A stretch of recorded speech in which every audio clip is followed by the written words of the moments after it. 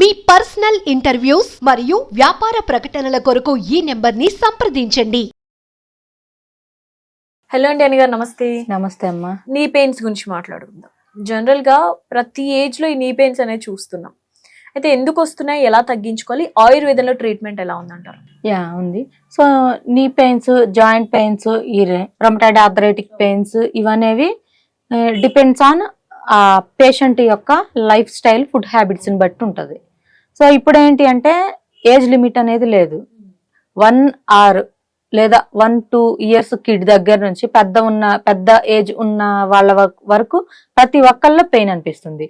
Even though kid కి ఇప్పుడే 1 or 2 year kid కి పూర్తిగా మాటలు రాకపోయినా నొప్పులు అని చెప్పి చేతులతో యాక్షన్ చేసి చూపిస్తున్నారు సమ్ షార్ప్ కిడ్స్. ఆడేసి వచ్చిన ఈ పెయిన్స్ లో మనం ఫస్ట్ చూసుకోవాల్సింది ఏంటి అంటే, మనకి ఆయుర్వేదంలో ఏది చూసినా కూడా నాడిని బట్టి చూస్తాము. సో నాడి అండ్ సెకండ్ వన్ వచ్చేసి వాత పిత్త కఫ దోషాలు అని ఉంటాయి. సో ఈ వాత పిత్త కఫ దోషాలు కరెక్ట్ గా ఉంటేనే మన బాడీలో ఏ జబ్బైనా కూడా, అందులో కూడా ఈ పెయిన్స్ అనేవి ఎక్కువగా, అవి వాత పిత్త కఫ దోషాలు దారి తప్పితే పెయిన్స్ ఎక్కువగా వచ్చే ఛాన్స్ ఉంటది. అవి కరెక్ట్ గా ఉంటే పెయిన్స్ అనేవి లేకుండా హెల్దీగా ఉంటారు. సో మెయిన్ ఈ వాత పిత్త కఫ దోషాల్లో కూడా ఫస్ట్ ఎక్కువగా చూసేది వాతం, సెకండ్ వన్ పిత్తానికి వెళ్తాము.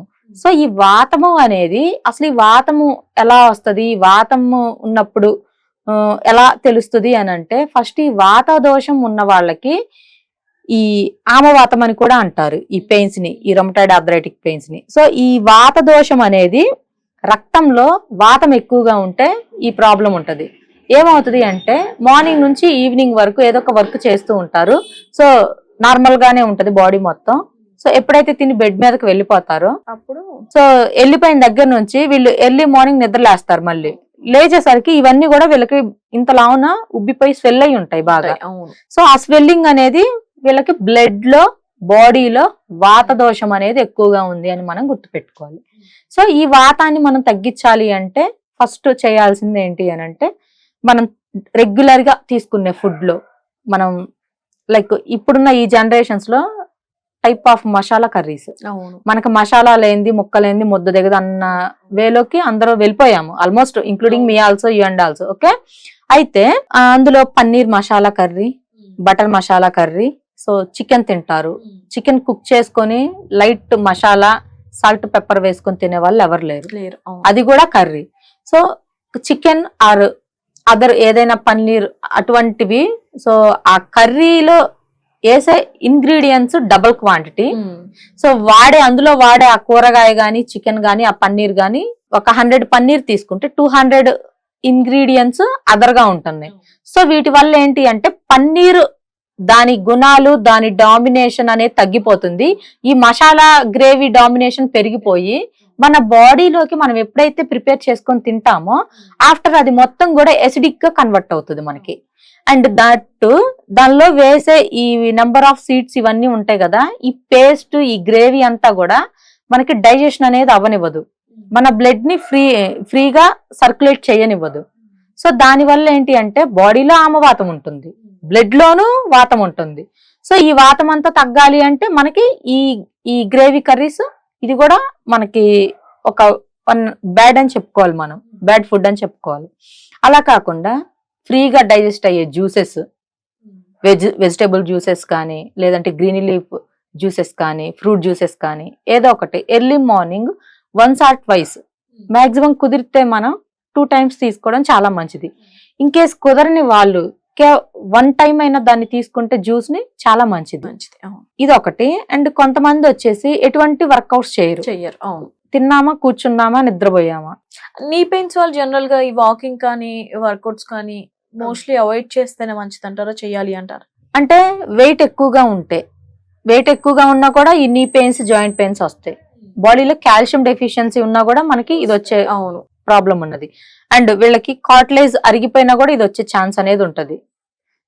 B12 డెఫిషియన్సీ ఉన్నా కూడా పెయిన్స్ వచ్చే ఛాన్స్ ఉన్నది.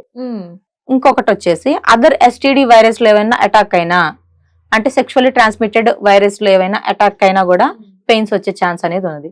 పెయిన్స్ ఒక్క దాని వల్లే వస్తుంది అని చెప్పి మనం పాయింట్ అవుట్ చేయలేము. సో నెంబర్ ఆఫ్ రీజన్స్ ఉన్నాయి, బట్ అసలు ఆ పెయిన్ దేనికి వచ్చింది, సో ఏ ఏజ్ లో వచ్చింది, సో అది మనకి ఎన్ని రోజులుగా మనం ఆ పెయిన్ ని మనం క్యారీ చేసుకుంటూ వచ్చాము. సో ఇవన్నీ గుర్తు పెట్టుకొని సో దానికి తగ్గట్టుగా ఆ పేషెంట్ కి ఓన్లీ పెయినే ఉందా, సో ఆ పెయిన్ మజిల్ పెయినా, నర్వ్ పెయినా, లేదు అని అంటే తను నడుస్తుంటే వచ్చే పెయినా, నార్మల్ గా కూర్చున్నప్పుడే వస్తుందా, స్లీప్ లో ఉంటుందా, సో ఇవన్నీ మనం ఆ పేషెంట్ ని అడిగి వాళ్ళ ప్రాబ్లమ్ ని మనం విని నోట్ చేసుకొని సో పెయిన్ కి తగ్గట్టు మన ట్రీట్మెంట్ అనేది మనం ఇవ్వాలి. అలా కాకుండా అందరికి ఎక్కువగా హార్డ్ వర్క్ చేసే వాళ్ళకి వచ్చే పెయిన్ చాలా సివియర్ గా ఉంటది. సో వాళ్ళకి ఏంటంటే మజిల్ నలిగిపోతుంది, అండ్ దట్టు వాళ్ళకి కాల్షియం డెఫిషియన్సీ ఉంటది, B12 డెఫిషియన్సీ ఉంటది హార్డ్ వర్క్ చేసే వాళ్ళకి. సో వాళ్ళకి ఎక్కువగా ట్రీట్మెంట్ అనేది ఉంటుంది. సో చిన్న చిన్న నొప్పులు ఉంటాయి వాటికి, సో ఏదో ఒక ఆయిల్ చెప్పడం, ఏదో ఒక డైట్ చెప్పడం అలా ఉంటది.